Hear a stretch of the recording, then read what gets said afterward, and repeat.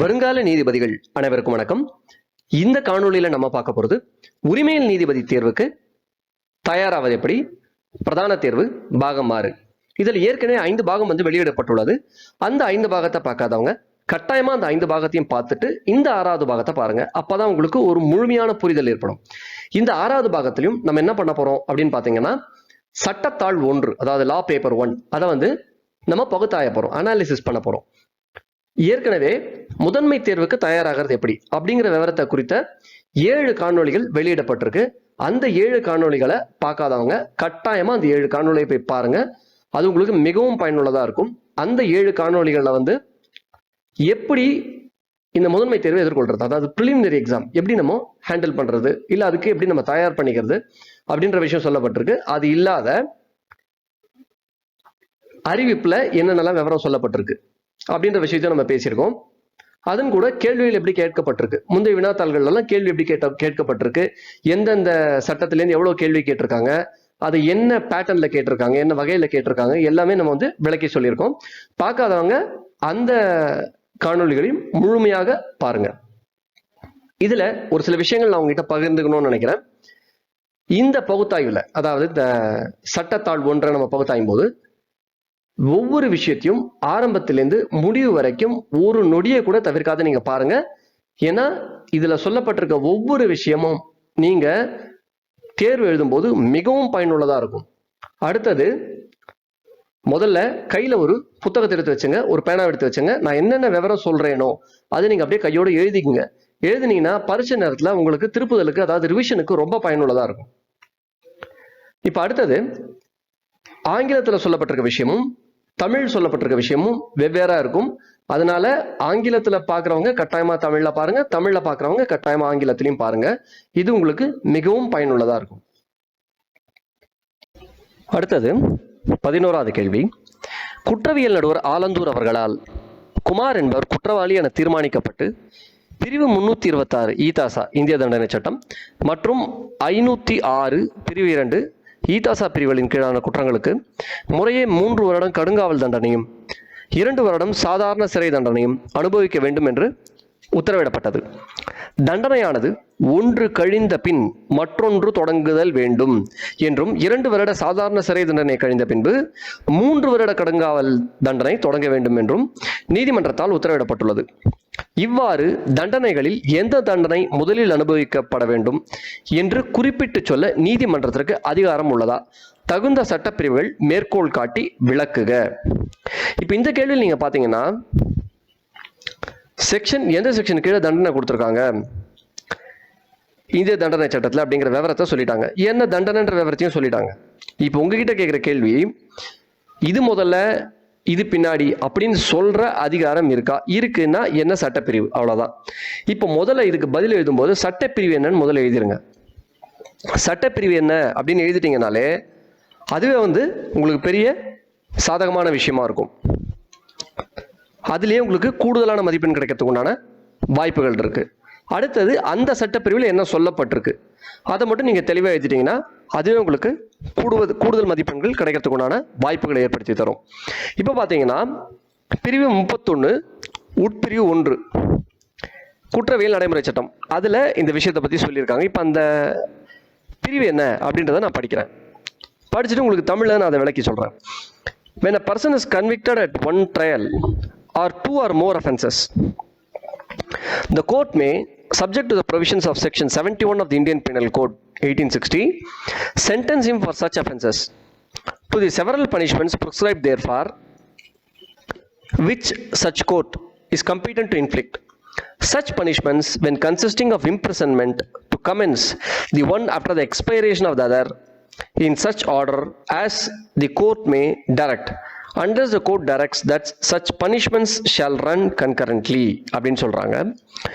இப்போ இந்த ஒரு பிரிவு, இந்த உட்பிரிவு என்ன சொல்லுது அப்படின்னு பாத்தீங்கன்னா, ஒருத்தர் மேல குற்றம் சுமத்திட்டாங்க, இல்ல ஒருத்தருக்கு தண்டனை கொடுத்துட்டாங்க. 2 அல்லது அதுக்கு மேற்பட்ட குற்றங்களோ செஞ்சிருக்காரு அவரு. அதாவது 2 அல்லது 3 பிரிவுகள் இருக்குன்னு நம்ம வச்சுக்கலாம் புரியறதுக்காக. அப்போ என்ன பண்ணணும்னா, அவருக்கு பல தண்டனைகள் கொடுக்குறாங்க. அதுல அவருக்கு சிறை தண்டனையும் இருக்கு. அப்போ அந்த சிறை தண்டனை 2 சிறை தண்டனை இருக்குன்னு வச்சுப்போம், 2 இல்லை 3 சூழ்நிலைக்கு ஏற்ற மாதிரி. அப்போ என்ன பண்ணணும்னா, ஒன்று முடிஞ்சதுக்கு அப்புறம் அடுத்தது அப்படின்னு கோர்ட்டு சொல்லணும். அதாவது என்ன வார்த்தை பயன்படுத்துறாங்கன்னா, கோர்ட்டுமே டைரக்ட், கோர்ட்டு சொல்லணும் எதுக்கு பின்னாடி எது வரணும் அப்படின்னு. அதாவது கோர்ட்டு இது முதல்ல அனுபவிக்கணும், இது முடிஞ்சதுக்கு அப்புறம் இதை அனுபவிக்கணும் அப்படின்னு சொல்லக்கூடிய ஒரு பிரிவு இது. அடுத்தது, ஒருவேளை கோர்ட் வந்து ரெண்டுத்தையும் ஒரே சமயத்தில் தண்டனை அனுபவிக்கணும் அப்படின்னு சொல்லலாம் அப்படின்னு இந்த பிரிவு சொல்லுது. அதனால பிரிவு எழுதுங்க. பிரிவு எழுத முடிச்சதுக்கு அப்புறமா அந்த பிரிவில் என்ன சொல்லப்பட்டிருக்குன்ற விவரத்தை சொல்லுங்க. இதுல பிரிவு 71 ஈதாசா, அதாவது இந்திய தண்டனை சட்டம், அதுல இருக்கிற பிரிவையும் இதுல சொல்லியிருக்காங்க. அந்த பிரிவு ஆனா இந்த கேள்விக்கு உகந்தது இல்லைங்கிறதுனால அதை நான் விளக்கி சொல்லல உங்களுக்கு. இது வரைக்கும் நீங்க எழுதினீங்கனாலே ஓரளவுக்கு உங்களுக்கு கூடுதல் மதிப்பெண்கள் கிடைக்கிறதுக்கு உண்டான வாய்ப்புகள் வரும். அடுத்தது பாத்தீங்கன்னா 12வது கேள்வி, எதிரி ஒரு வருடம் சாதாரண சிறை தண்டனை அனுபவிக்க வேண்டும் என்றும் ரூபாய் 50,000 குற்ற முறையீட்டாளருக்கு நஷ்ட ஈடாக செலுத்த வேண்டும் என்றும் அது தவறும் பட்சத்தில் 3 மாத சிறை தண்டனை அனுபவிக்க வேண்டும் என்றும் உத்தரவிடப்பட்டது. எதிரி நஷ்ட ஈடு செலுத்தவில்லை, எனவே அதற்கான காவல் தவறுகை தண்டனை டிஃபால்ட் சென்டென்ஸ் அனுபவித்தார். அதன் பிறகும் எதிரி நஷ்ட ஈடு செலுத்த கடமைப்பட்டவரா?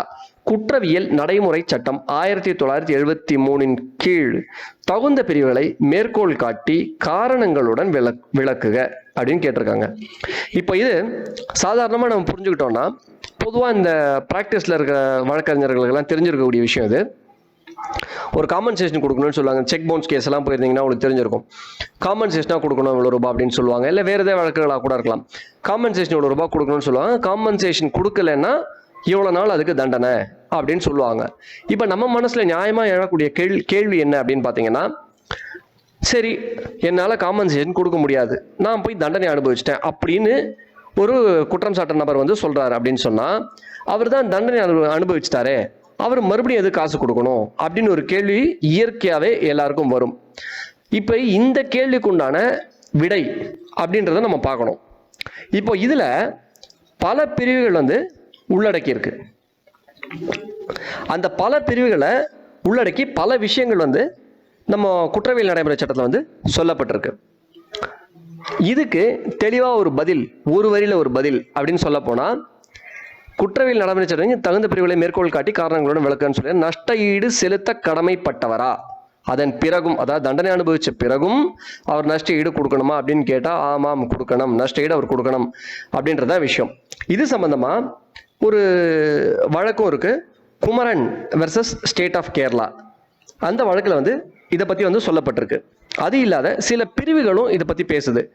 உதாரணத்துக்கு பார்த்தீங்கன்னா பிரிவு 357, 421, 431 இந்த பிரிவுகள்லாம் பார்த்தீங்கன்னா இது சம்பந்தமான பல விஷயங்களை பற்றி பேசுது. இதில் குறிப்பிட்ட இந்த ஒன்று தான் அப்படிங்கிற மாதிரி நம்ம சொல்ல முடியாது. ஏன்னா கேள்வியோட தன்மை அப்படின்னு பார்த்தீங்கன்னா, இந்த கேள்வியோட தன்மை வந்து உங்களை பல பிரிவுகளில் உங்களுடைய திறமை எப்படி இருக்கு, உங்களுடைய நிபுணத்துவம் எப்படி இருக்கு அப்படின்றது செக் பண்ற மாதிரியான கேள்விகளாக தான் இருக்கு. இப்போ இதுல இது சம்பந்தப்பட்ட பிரிவுகள் என்னென்ன, அந்த கேஸ்ல என்னென்ன அப்படிங்கிறதையும் நம்ம இப்போ பார்ப்போம். இப்போ நம்ம பிரிவு 421 வந்து பார்க்கலாம். Warrant for levy of fine. அதாவது ஒரு ஃபைன் கட்டணும் அப்படின்னு சொன்னா, அதுக்கு கட்டலை அப்படின்னு சொன்னாலோ அதுக்கு வாரண்ட் எப்போ கொடுக்கலாம் அப்படின்றத பற்றி பேசுது 421 குற்றவியல் நடைமுறை சட்டம். அதை வந்து நம்ம முக்கியமாக பார்க்கணும். இதில் முதல் உட்பிரிவில் ப்ரொவிசோ அப்படின்னு சொல்லுவாங்க. அதில் என்ன சொல்லியிருக்காங்கன்றதை பார்ப்போம். Provided that if the sentence directs that in default of payment of fine. ஒருவேளை ஒருத்தர் ஃபைன் கட்டணும், ஃபைன் கட்டலை அப்படின்னு சொன்னால் அவரை ஜெயிலில் வைக்கணும்னு சொல்கிறாங்க. The offender shall be imprisoned. சரி, ஜெயிலில் வைக்கணும். And if such offenders undergone the whole of such imprisonment in default. அதாவது ஃபைனை கட்டணும், ஃபைனை கட்டலைன்னா தண்டனை, அந்த தண்டனையை முழுவதுமாக அனுபவித்து விட்டார், சிறை தண்டனை கொடுத்துருக்காங்க, அதை முழுவதுமாக அனுபவித்து விட்டார் அப்படின்ற சூழ்நிலையில அவருக்கு எதிராக வந்து ஒரு வாரண்ட், பிடியாணை வந்து தரப்படக்கூடாது. No court shall issue such warrant unless warrant issue பண்ணக்கூடாது. எப்போ, அதாவது வாரண்ட் இஷ்யூ பண்ணலாம் எப்போ அப்படின்னா, பொதுவாக இஷ்யூ பண்ணக்கூடாது. ஆனால் வாரண்ட் எப்போ இஷ்யூ பண்ணலாம்னா அதுக்கு தகுந்த காரணங்களை நீதிபதி எழுதணும், அதுவும் தேவைன்னு அவர் கருதணும்.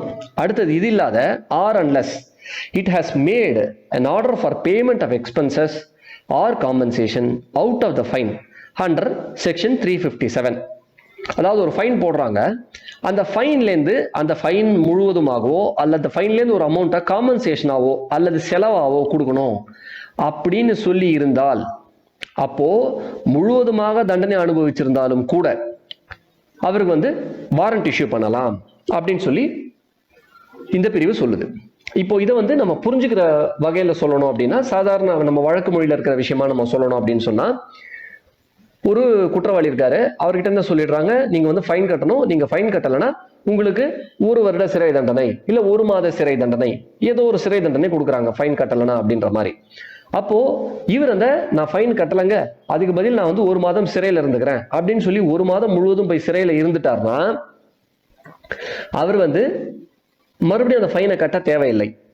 எப்போ அப்படின்னு சொன்னா, அந்த ஃபைன் காம்பன்சேஷனா யாருக்கும் கொடுக்காத, நஷ்ட ஈடா பாதிக்கப்பட்ட நபருக்கு கொடுக்கப்படுறதா இருக்கக்கூடாது, அல்லது செலவு, வழக்கு செலவா இருக்கலாம் இல்ல வேற ஏதேனும் செலவுகளா இருக்கலாம், அந்த செலவுக்கு இது ஃபைனா போடப்படுது அப்படின்ற மாதிரி இருக்கக்கூடாது. அதாவது 2ஆ பிரிக்கிறாங்க. ஒண்ணு ஃபைனாவே கட்டுறது, 2வது ஃபைன் அப்படின்ற பேர்ல செலவுக்கு உண்டான காசோ அல்லது நஷ்ட ஈடோ கொடுக்கறது. இது 2 பிரிவா பிரிச்சு நஷ்ட ஈடாவோ அல்லது செலவு தொகையாவோ கொடுத்தாங்கன்னா தண்டனையே முழுவதுமாக அனுபவிச்சாலும் கூட அவரு கட்டாயமா அந்த காசை கொடுத்துதான் ஆகணும். ஃபைனா இருந்ததுன்னா அது தேவையில்லை, ஃபைனா இருந்தாலும் கொடுக்கலாம். அப்படி இருந்ததுன்னா தக்க காரணங்களை நீதிபதி எழுதணும் அப்படின்ற விவரத்தை சொல்றாங்க. இப்ப நம்ம 357 அந்த பிரிவை நம்ம பார்த்தோம்னா, அந்த பிரிவுல சொல்லப்பட்டிருக்கு, ஏன்னா இதுலயும் 357 அப்படின்றத சொல்லியிருக்காங்க. அதுல ஒரு நஷ்ட ஈடு கொடுக்கறதுக்கு உண்டான முறைகள் என்னென்ன அப்படின்ற மாதிரிலாம் சொல்றாங்க. எப்போ ஆர்டர் போடணும் காம்பன்சேஷன் பே பண்றதுக்கு, அதாவது நஷ்ட ஈடு கொடுக்கறதுக்கு அப்படின்னு சொல்றாங்க. அது எப்படி பண்ணணுங்கிற விவரத்தெல்லாமும் சொல்லியிருக்காங்க. ஆனா நம்ம இந்த கேள்விக்கு மிகவும் பொருந்தக்கூடியது அப்படின்னு நம்ம கணக்கு பண்ணோம்னாக்கா, இப்ப நான் ஏற்கனவே சொன்ன இந்த ப்ரொவிஷன் மட்டும்தான் உங்களுக்கு பர்ஃபெக்டா பொருந்தக்கூடியது. அதாவது இந்த கேள்விக்கு உண்டான தகுந்த பதில் நீங்க 357 எழுத வேண்டிய அவசியம் இல்லை. இந்த 421 மட்டும் சொல்லிட்டு இதை விளக்கி சொல்லிட்டீங்கனாலே போதுமானது. ஏன்னா மேற்கோள் காட்டி காரணங்களுடன் விளக்குக அப்படின்னு சொல்றாங்க. நீங்க இந்த பிரிவுகளை மேற்கோள் காட்டிட்டு இந்த காரணங்கள்னால இது அப்படின்ற விவரத்தை நீங்க சொல்லலாம்.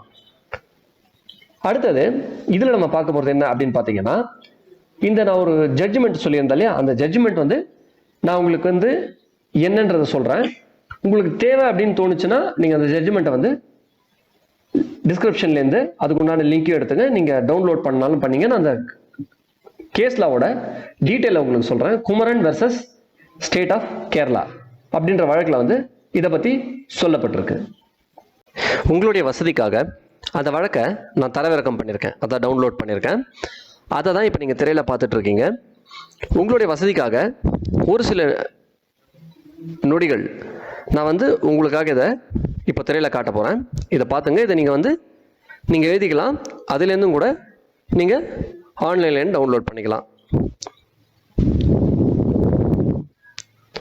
இதுதான் அந்த வழக்கு. டீட்டெயில் நோட் பண்ணியிருப்பீங்கன்னு நான் நினைக்கிறேன். சுப்ரீம் கோர்ட்டில், அதாவது உச்சநீதிமன்றத்தில் நடந்த ஒரு வழக்கு. இதில் தெளிவாக அந்த விஷயத்தை பற்றி பேசப்பட்டிருக்கு. இப்போ எந்த குறிப்பிட்ட இடத்துல இதை பற்றி பேசியிருக்காங்க, அதாவது நம்மளுக்கு கேட்கப்பட்ட கேள்வி இருக்கு இல்லையா, அந்த கேள்விக்கு உண்டான பதில் எந்த இடத்துல, அதாவது எந்த பத்தியில சொல்லப்பட்டிருக்கோ நேரடியாகவே நம்ம அந்த பத்திக்கு போயிடலாம் அப்படின்னு நான் நினைக்கிறேன்.